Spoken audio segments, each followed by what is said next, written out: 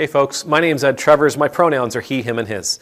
I'm an Anglican priest serving in the beautiful parish of St. Margaret of Scotland that sits on the ancestral and on the unceded territory of the Mi'kmaq people, Gwe. Today I want to tell you why a rabbi is my hero. And I don't mean like Rabbi, the Jesus. No. I mean a rabbi, a modern day rabbi, a real honest-to-goodness rabbi. Rabbi Charlie from Fort Worth, Texas. He is the rabbi of a synagogue called Congregation Beth Israel. Some of this is probably ringing a bell for you by now. It was his congregation where the gunman took some people hostage, including this rabbi, for 11 hours. It was terrifying. He was interviewed by NPR. And it was in that interview that his hero status in my eyes was completely fixed. It is now firmly established. Rabbi Charlie is my hero. They were talking to him about his experience and asking him questions, and he was, I thought, being very thoughtful and very, very introspective. They asked him, though, would you offer tea again? See, how this started apparently is that the gunman came to the synagogue, and he was cold. And Rabbi Charlie, knowing he was cold, offered him some tea and gave him some tea just before prayer started. And it was during prayers that the hostage situation really came about. So they asked him, NPR, the interviewer asked him, are you going to offer people tea again? To paraphrase what he says is, yes, I will. Hospitality is so incredibly important, Rabbi Charlie explains. We want to make sure that people know that they're going to be welcomed here, that they're going to feel like they belong here. It doesn't matter who they are. It doesn't matter where they come from. It doesn't matter if they look like us or not. It doesn't matter if they worship like us or not. It doesn't matter if they have our faith or not. They're going to know. They're going to know that they belong here. They asked him, well, what about security? Well, we're just going to keep doing the best that we can, he says. We're imperfect, but we'll do the best we can. But whatever we do, we hope it's for the sake of heaven, that it leads to a positive outcome. We've got churches who are talking about how they'll throw you out of their building. They will physically grab you and throw you out of their building. We've got churches that talk about having guns, having people armed with guns in their services to protect others. We've got, when I was a kid, I grew up in the shadow of this huge, big Roman Catholic church. It's a basilica now, but it was a big, huge Roman Catholic church. And you could walk in there any time of day, or at least when I was a kid, it felt like we could walk in there at any time of the day. It didn't feel like those buildings were ever locked up. A couple of years ago, I went to a church service in another city. Front doors were locked. At the beginning of the service, the front doors were locked. I had to find a side door that was open.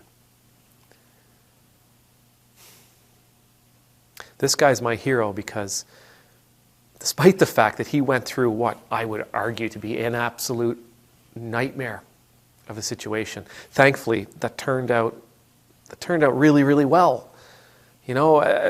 If you consider what could have happened. But he and his congregation went through this nightmare.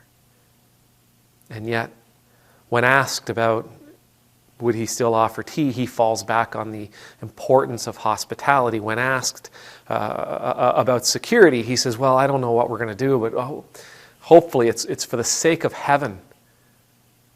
Right? We want to make sure that people can come here, that people want to come here, that people will come here, regardless of where they're coming from. We want them to know that this is a place where they belong. Full stop. We want them to know that it doesn't matter who they are, what they believe, they belong. He said that this was the only time something like this has ever happened in his time in Fort Worth. He's been there 15 years. Of the thousands of services, this is the only time this ever happened. Of the thousands of people that must have come through his doors, this was the only person that ever did this kind of thing. And you know, for many people, myself included, I'm afraid. It could be that one person that would change the way I look at everything. Despite the fact that there are thousands of examples of love and kindness and generosity, thousands of examples of welcoming, and thousands of examples of appreciation and of tenderness and kindness, that one example of anger, that one example of violence would be enough to change my mind, change our minds and everything that we'd experienced before. And we would change how we go about doing things because of that one experience, because we would never want that one experience to happen, despite the fact that preventing that one experience from happening may actually keep us from experiencing thousands of other positive experiences.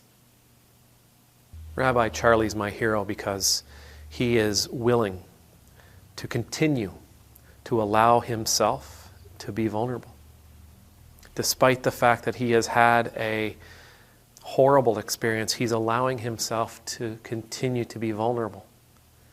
This, I think, is maybe another definition of bravery that we should be willing to reflect upon.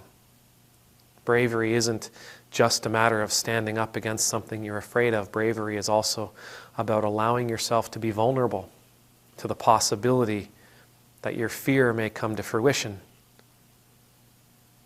As leaders of churches or synagogues or mosques or temples or any other kind of organization, there is a responsibility that falls upon us to make sure we're doing the right thing for our congregations.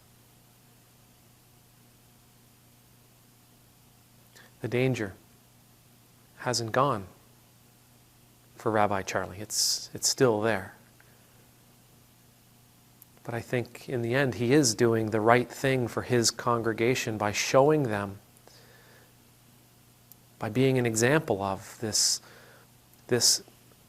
definition of bravery.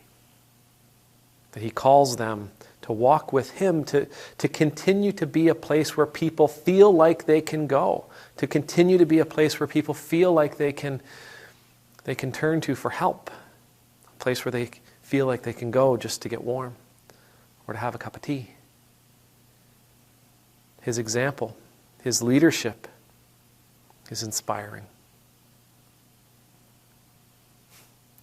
May the Lord bless you. May the Lord keep you. May the Lord's face be made to shine upon you and be gracious to you. May the Lord's countenance be lifted up to you. May you always know the peace of being in the Lord's presence.